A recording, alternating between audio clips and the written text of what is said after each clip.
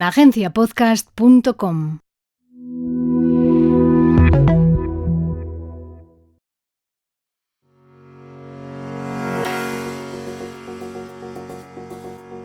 Hola, soy Ignacio de Miguel y este es el podcast oficial de Agencia Podcast y Agencia Podcast Press, especialistas en branded content en formato audio y contenido transmedia para tu marca, grande o pequeña, porque somos guionistas.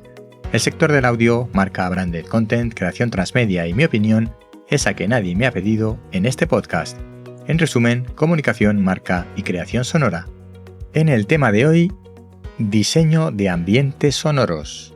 Si piensas en el diseño sonoro de una situación, de un entorno ambiental, de un momento determinado, pongamos en una serie, en una película o en una audioserie de ficción, tendemos a pensar en esa situación en la vida real y en intentar replicar los sonidos que escuchamos en la vida real.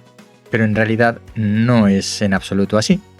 El diseño sonoro se hace sobre el papel. Una vez que está terminado, se pasa a la acción buscando los sonidos indicados de la descripción de ese diseño sonoro para ponerlos en su sitio.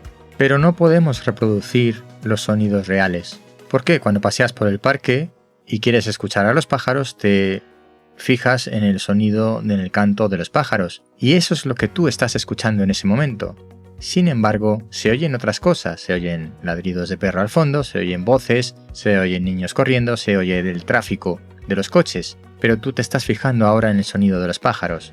Si tú diseñas una secuencia, una ambientación, tanto en el mundo audiovisual como en una ficción sonora donde se trata de escuchar pájaros, no puedes poner ninguno de los sonidos de fondo, o si no contaminarás la ambientación y habrá demasiado ruido y se perderá la atención que el sonido quiere atraer sobre la situación en concreto.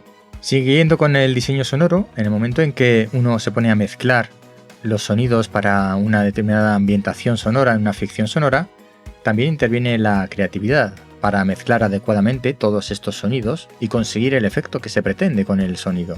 Es decir, ni siquiera se sigue al pie de la letra el storyboard sonoro.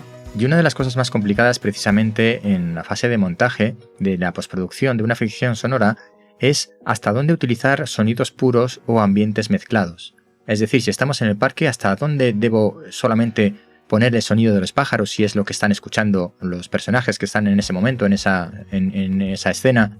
¿O debo poner también algo de sonido de fondo para darle realismo? ¿O hasta dónde ese sonido de fondo puede distraer o puede contaminar o puede ser ruido que no aporta nada al ambiente?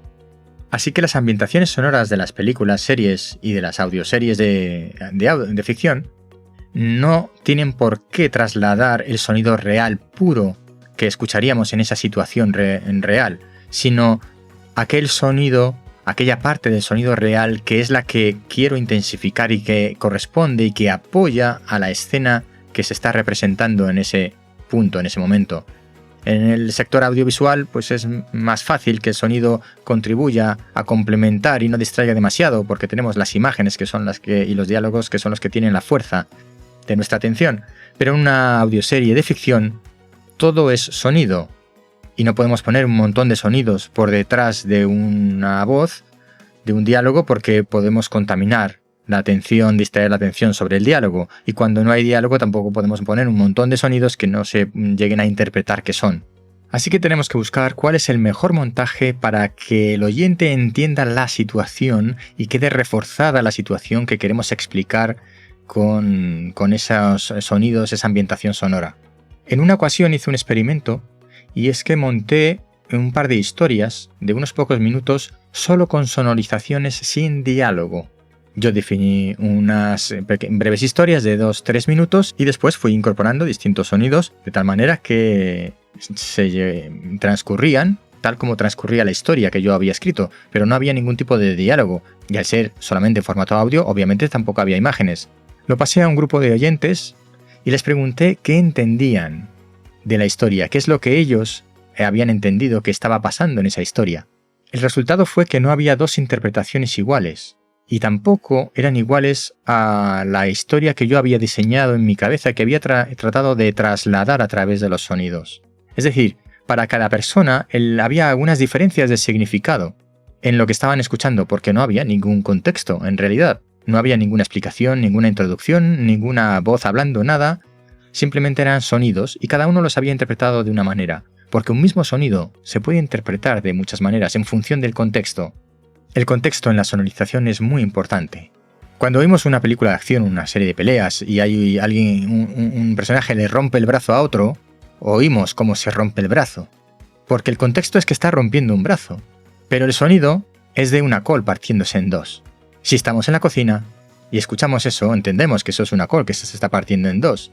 Si es una película de acción, entendemos que se está rompiendo el brazo, pero podría ser probablemente otro montón de cosas diferentes en función del contexto.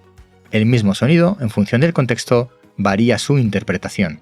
Así que en una audioserie de ficción, ya que no tenemos imágenes, es fundamental poner en contexto a los oyentes a través de los diálogos. Y hay veces que tenemos que usar sonidos que ya están admitidos de manera convencional, como por ejemplo el sonido de un disparo de láser, de una pistola láser, en películas de ciencia ficción. Bueno, pues es un sonido que ya tenemos asumido.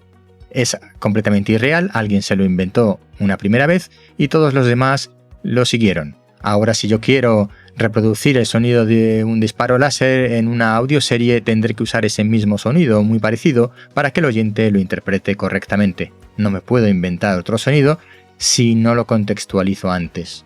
Y esto es lo que quería comentar hoy sobre la sonorización ambiental para contenido en audio, sean audioseries, documentales, ficciones o cualquier otro tipo de contenido en formato audio. Recuerda, si no te quieres perder nada, agenciapodcast.com/meapunto. Hasta pronto.